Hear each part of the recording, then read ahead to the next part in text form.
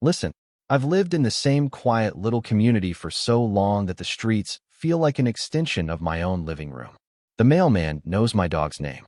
The lady at the corner market rings up my coffee without asking. It's that kind of place. The kind of place where nothing dramatic ever happens. Until one Tuesday afternoon when I'm standing there in swim trunks, dripping wet, holding my key fob in one hand and a towel in the other, and a police officer looks me dead in the face and says, "Sir, we got a report about a suspicious person trespassing at the pool. And we were told you don't live here." I actually laughed like an idiot because I thought he had to be kidding. I said, "I don't live here.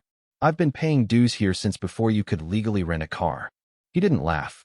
He glanced down at his notepad, then back up at me, like he was deciding whether I was about to sprint away. And that's when I noticed her across the courtyard, standing under the shade of a palm tree like she was posing for a neighborhood watch poster. Designer sunglasses, crisp linen outfit, phone already up in recording mode, mouth curled like she'd just smelled something rotten. She didn't say hello. She didn't ask a question. She just said, loud enough for everyone to hear, "That's him. That's the guy. He's been hanging around here. I don't feel safe." Safe. From me. From the guy who has lived here for 3 decades. From the guy whose name is literally on the community sign-in sheet for the pool maintenance committee. My stomach dropped so hard it felt like I missed a step on a staircase. And right there, with the cops watching and a couple of neighbors peeking through their blinds, I realized this wasn't a misunderstanding. This was a story someone had already decided to tell about me, and I was about to become the villain in it. Let me rewind, because none of this makes sense unless you understand how painfully normal my life was before the new neighbor showed up. My name's Caleb. I'm 52. I've lived in a coastal town outside Savannah called Harbor Pines since the early 90s, back when houses were cheaper and nobody called it coastal chic. I'm not rich. I'm not flashy. I work a steady job doing maintenance scheduling for a small shipping company. I keep to myself. I like my mornings quiet, my yard neat, and my coffee strong enough to wake the dead. My one luxury? The community pool. Not some fancy resort thing, just a clean, rectangular pool behind the clubhouse with a couple of lounge chairs and some sad little umbrellas. But on a humid Georgia afternoon, when the air feels like soup, that pool is heaven. I go there a few times a week. I swim a few laps. I sit. I breathe. I mind my business. Then the house across from me sold.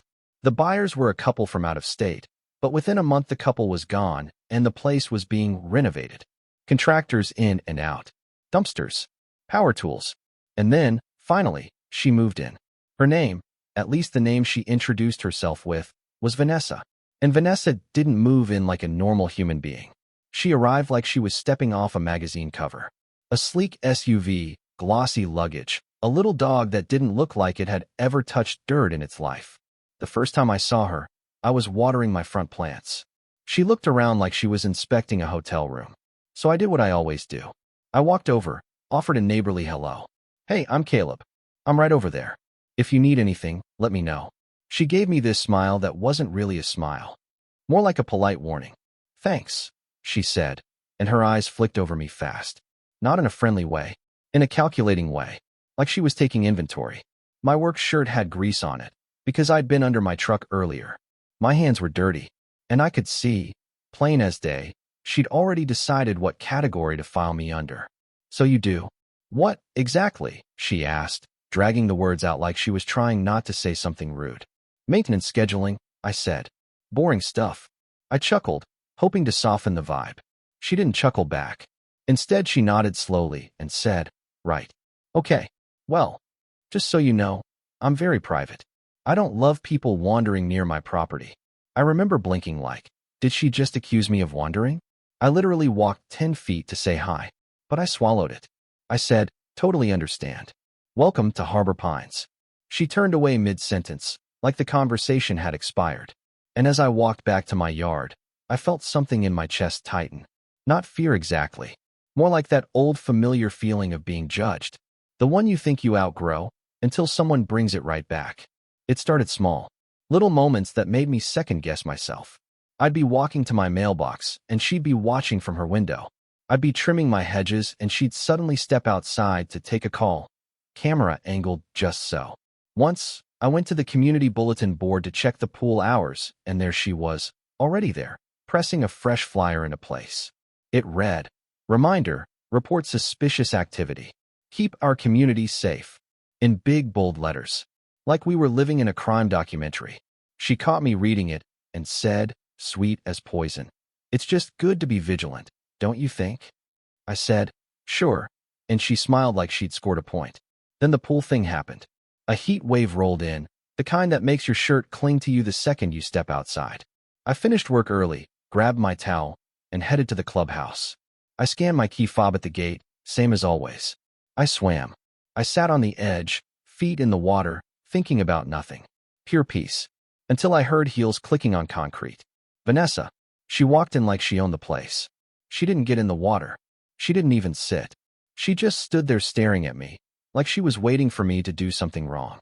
I nodded, just being polite. Afternoon. She didn't respond. She walked over to the sign-in sheet, picked it up, and stared at it like it was written in another language. Then she looked at me and said, "You didn't sign in." I actually did sign in. I always sign in. But I didn't feel like arguing, so I said, "I think I did, but I can do it again." I walked over, grabbed the pen, wrote my name. Caleb Warren. Unit 14B. She leaned in close enough that I could smell her expensive perfume, and she said, under her breath, "Interesting. You don't look like a Warren." That sentence hit me like a slap. Not loud, not dramatic, but sharp. "What does that mean?" I asked. She widened her eyes like I was being aggressive. "Nothing," she said. "Just, people around here, they have a certain standard." She said standard like it had a capital S.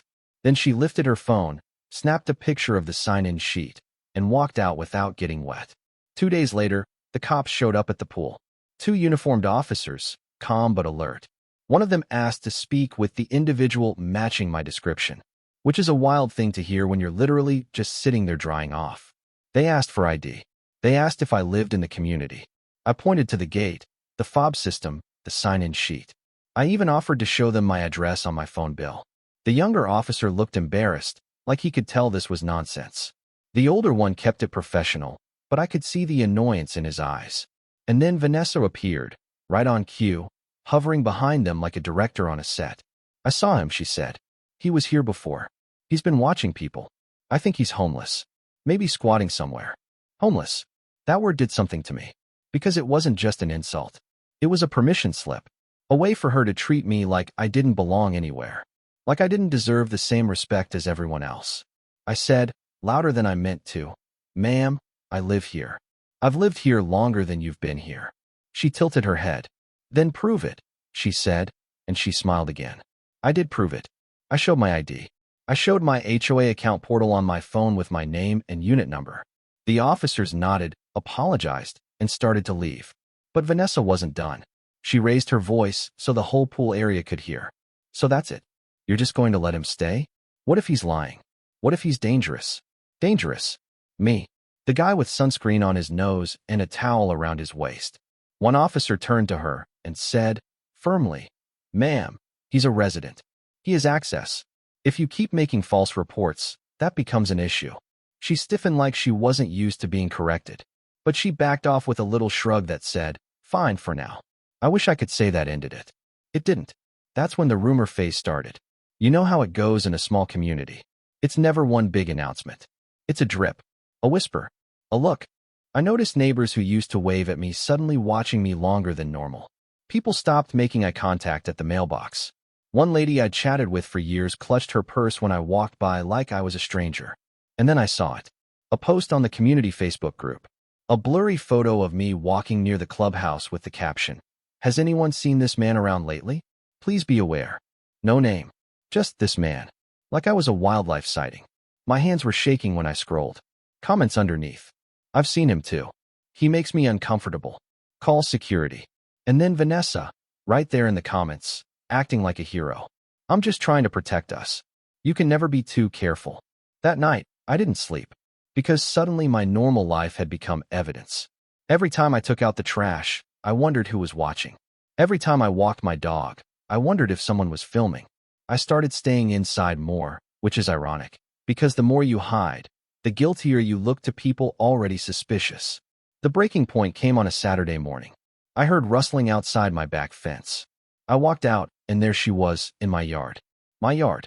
Crouched by my garden bed like she was inspecting a crime scene, phone in her hand, taking pictures of a patch of soil.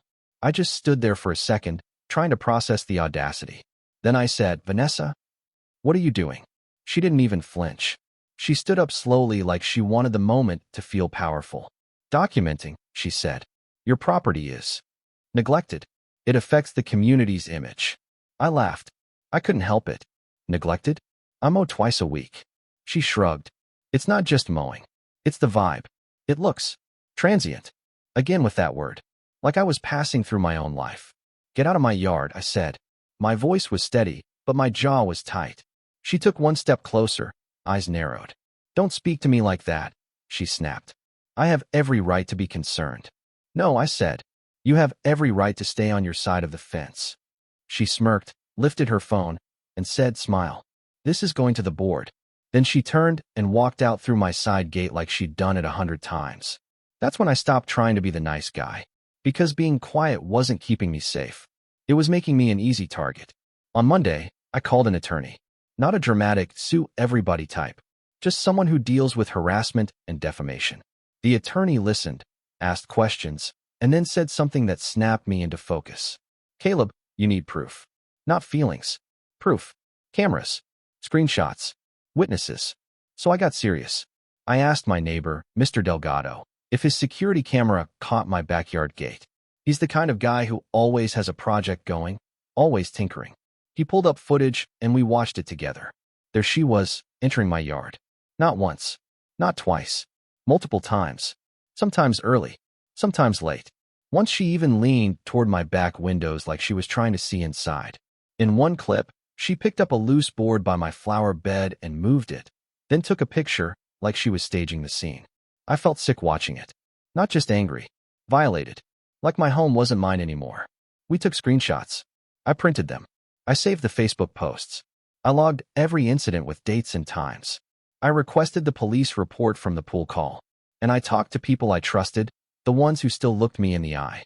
2 of them agreed to write statements, saying they'd seen her photographing me and spreading rumors.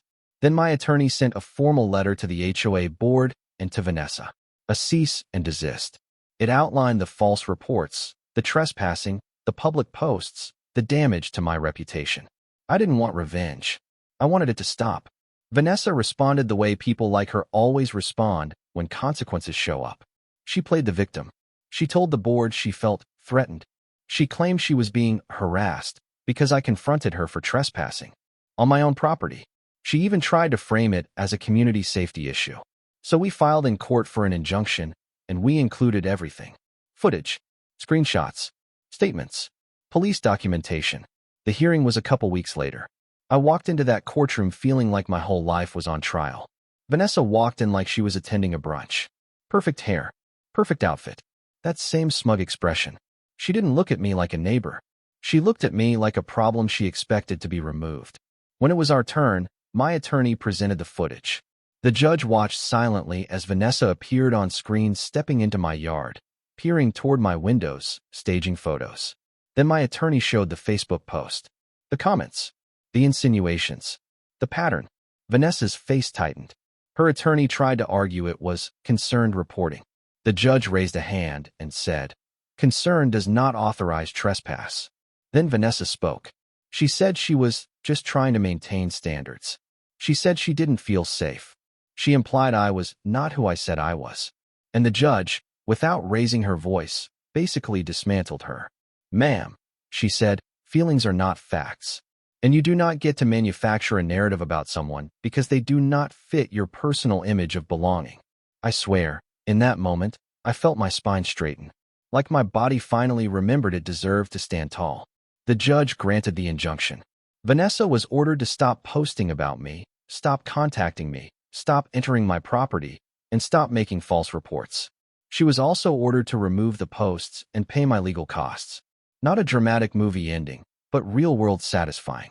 The kind where someone who's been loud and confident suddenly goes very, very quiet. Afterward, the HOA board sent out a notice about harassment policies and false reporting. Neighbors who had avoided me started nodding again. A couple even apologized, awkwardly, like they didn't know how to admit they'd believed the gossip. I accepted it, because honestly, I was tired. I just wanted peace back. And for a little while, I got it. I went to the pool again. I swam. I sat in the sun. Nobody called the cops. Nobody filmed me. My life felt like my life again. But here's the part that still messes with my head. Vanessa didn't move away. She didn't disappear. She just changed tactics. She stopped being loud. She started being subtle. I'd see her driving slowly past my house. I'd notice her curtains twitch. One day, I found a note on my windshield that said, "People are watching." No name. No proof. Just that sentence. Maybe it was her. Maybe it was someone else who still believes her story. Maybe it was just a coward trying to stir fear. I don't know. And that's the thing about being targeted like this. Even when you win, you don't fully relax. Because you learn how easily people can turn a neighbor into a suspect. How quickly "I don't like him" becomes "he doesn't belong." How fast a community can confuse comfort with superiority. So I want to ask you something, and I mean it. If you saw this happening in your neighborhood, what would you do? Would you step in? Or would you stay quiet because it's easier? Do you think Vanessa was just paranoid? Or do you think she knew exactly what she was doing? Using safety as a weapon to push out someone she decided didn't fit her idea of the community? And if you've ever been judged by your job, your clothes, your race, your age, your accent, your bank account, how did you handle it? Did you fight back? Or did you just swallow it until it ate you alive? Drop your thoughts in the comments. I read them, and honestly, I think these conversations matter. And if you want more real-life stories like this, stories about bias, neighborhood drama, and the moment someone finally says enough, hit like, subscribe, and share this with somebody who's ever been underestimated. Because sometimes the only thing standing between a bully and their next target is a community that refuses to look away.